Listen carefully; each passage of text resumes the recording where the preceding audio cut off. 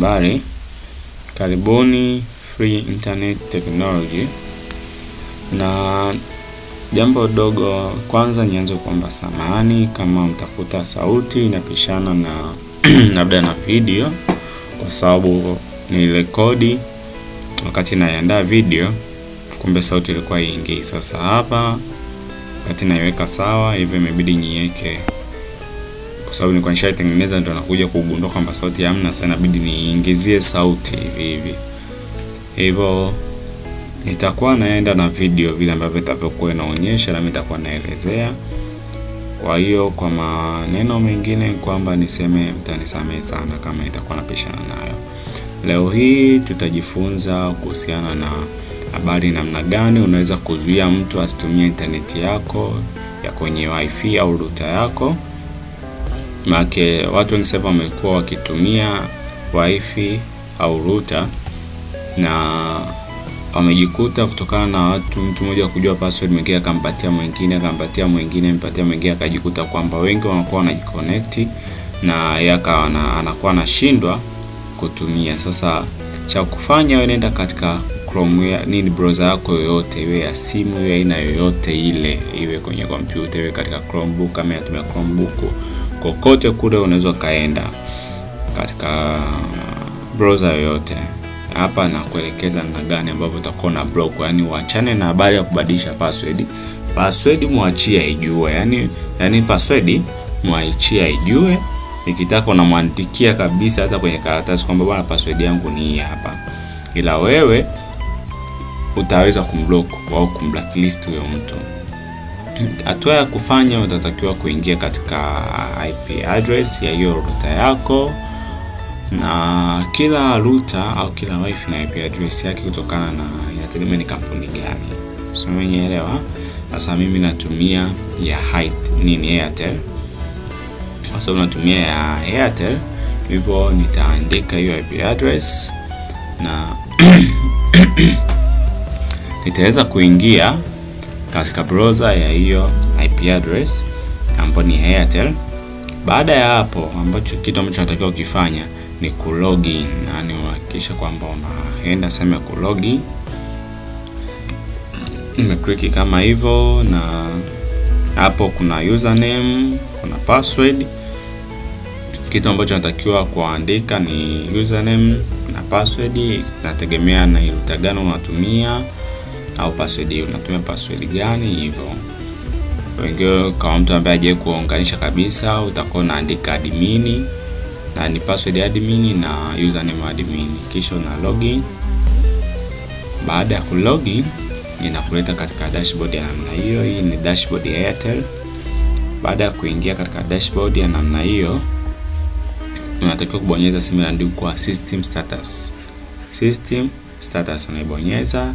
Baada ya hapo, utaenda kubonyeza katika sehemu ambayo imeandikwa DHCP information. DHCP information. Make sure unabonyeza hiyo sehemu. Baada ya kuweza kubonyeza hiyo sehemu, inakuwa inafungua sehemu ya namna hii. Hapo nimeziba kidogo kutokana na privacy. Utakuja kubonyeza sehemu iliyoandikwa device list. Device list. Utaweza kubonyeza sehemu hii ya device list, ambapo itakuletea listi za vifaa ambavyo vimeconnect. Kama hapo ni connect simu na Chromebook. Sasa hapo tutafanya majaribio katika simu na sio Chromebook, kwa sababu Chromebook unaitumia, simu inakuwa ni ya ziada tu. Kwa hiyo tutafanya majaribio katika simu, na kitu ambacho tunataka ukifanya ni kumaki katika simu ambayo imeandikwa MAC address. Kuna namba hapo zipo, unatakiwa uzikopi. Hakikisha namba hizo ziko katika hapo MAC address, unazikopi. So IP address, MAC address, and make sure una copy hizo namba za ambazo ziko katika MAC address. So umeelewa? Hapa ukikopi hiyo namba, labda wakati unaendelea kama nilivyowaambia samani, kutokana na kwamba sauti ilikuwa kwa mwingine nitakuwa naongea mbali na ambayo yalikuwa atakokuwa anaendelea hapo. Baada ya kukopi hiyo sehemu, unatakiwa ku scroll down Shuka chini, kwa upande mwingine utaenda sehemu ambayo imeandikwa firewall. Yanasema andikwa firewall, wengine imeandikwa security, nategemea unatumia router gani. Utabonyeza sehemu imeandikwa firewall au security, ambapo hii sehemu ukibonyeza inakuja kufungua option, ambayo hii option kila router zima iwe nayo, inaitwa filtering rules.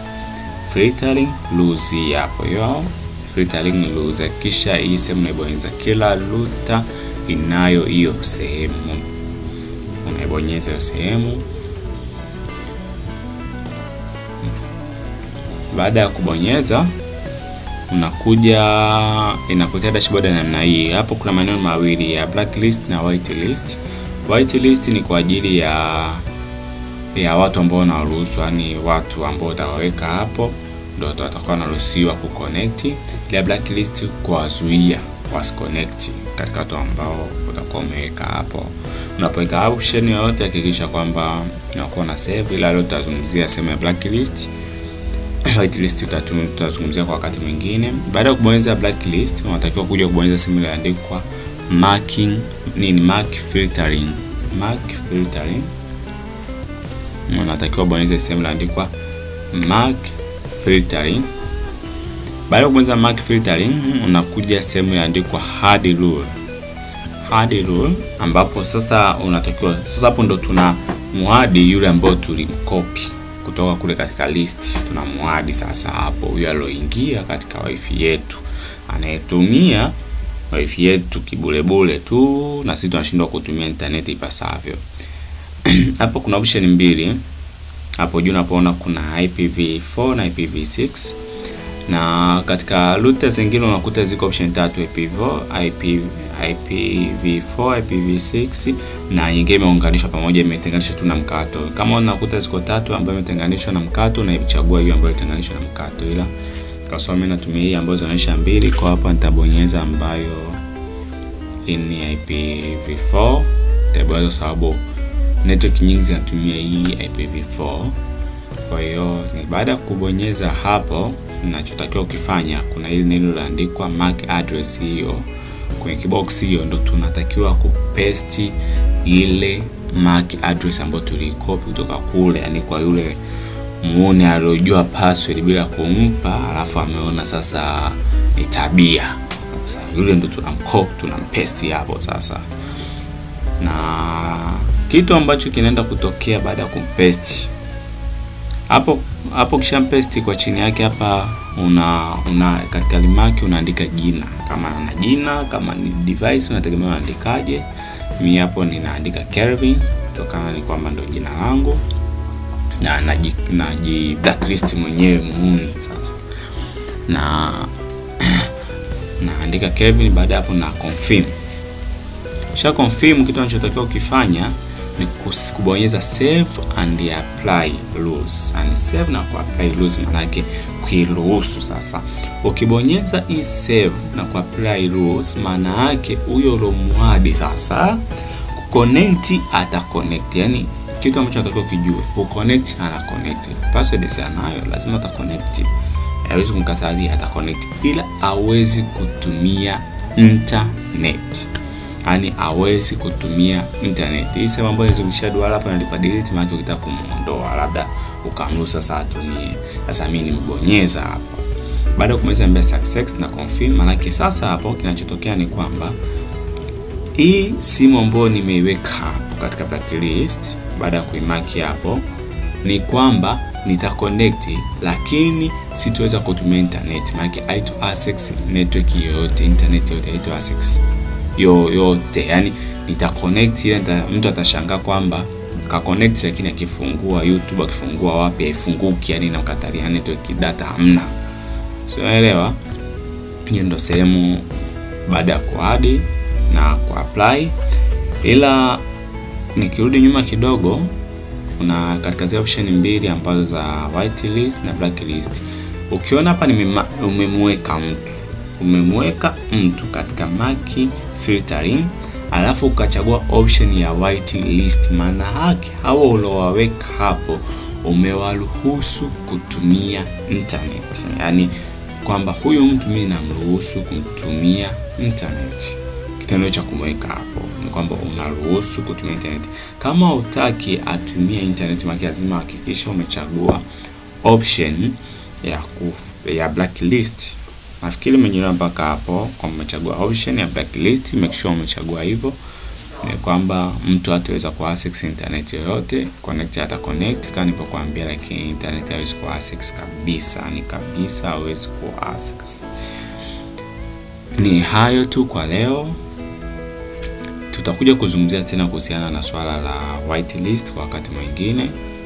Leo hii acha tuishie katika blacklist, ambapo ni option ambayo tumechagua leo kutokana na kuona watu wengi wanatumia wifi au router, na sababu mkumbana changamoto za watu kujua password zao, alafu wamekuta kwamba watu wengi wanajiconnect. Kama mtu ana nyumba yake, wakitoka nje sasa kuta watu wamejazana, kama ana ofisi watu wamejazana kwa sababu wamejua password, anajikuta anahangaika kubadilisha password. Sasa leo acha na kubadilisha password. Na leo acha ni waache password waache, kitaka waandikie kabisa hata mangoni au kokote waachie, ila unawazuia, yani una blacklist tunasema, yani kwamba nimekuachia password yangu. Ni sasa na ule msemo wanasema kwamba kufa utokufa, ila cha moto takiona. Ndio hivi kwamba password sitobadilisha, lakini internet yangu hautumii. Ni hayo tu kwa leo. Nawashukuru sana. Samanini kama kuna sema ambapo labda ilienda tofauti kidogo, kama nilivyosema awali kwamba wakati naandaa video ilikuwa haipati sauti, yani mic ilikuwa kidogo imesumbua, ikanitia hela hivyo. Kwa